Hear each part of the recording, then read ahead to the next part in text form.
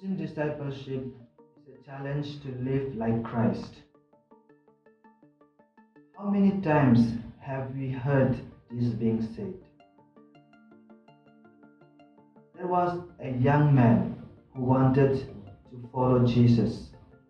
He wanted to be a good follower of Jesus, and so he took a piece of paper, went to the church, sat down, and started writing all the things he could do for Jesus. He also listed things he could give up for Jesus.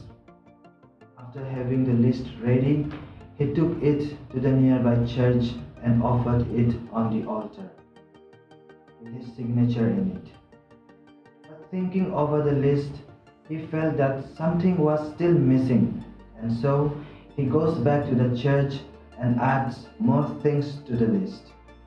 He was still not satisfied and did it over and over again. Finally, he decided to consult about this with his confessor. After listening to the boy, the confessor replied, "My dear son, next time when you go to the church, just take a blank sheet of paper, write your name at the bottom and offer it at the altar." He did as he was instructed. Peace came to his heart.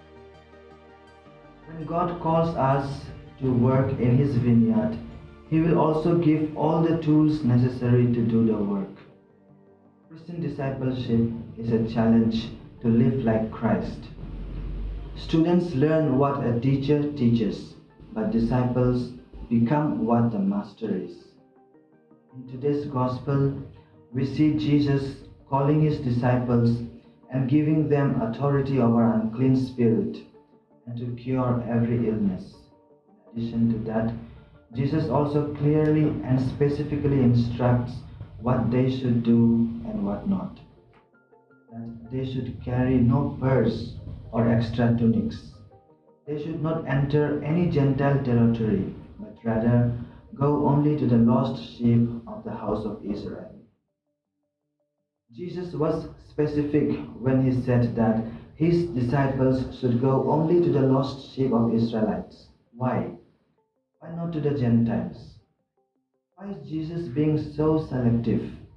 Well, simple logic here is that before going elsewhere, it is important that we should preach and do good to our own. If we fail to do good to our own, what good can we do elsewhere? In doing works of the kingdom, difficulty and persecutions will come, but the Lord assures us that He will be with us always. In Isaiah 66:14 we read, "It shall be known that the hands of God is with His servant." None of the famous 12 followers of Jesus were saints. They all came from different walks of life. Simon the Zealot, he had great love for the scripture and the temple and would take up arms for the cause of his nation and religion. On the other end of the scale is Matthew, the tax collector. He worked for the Romans. Peter, the head of the church, was uneducated. Andrew, James, and John were fishermen. Philip and Andrew grew up among the Gentiles.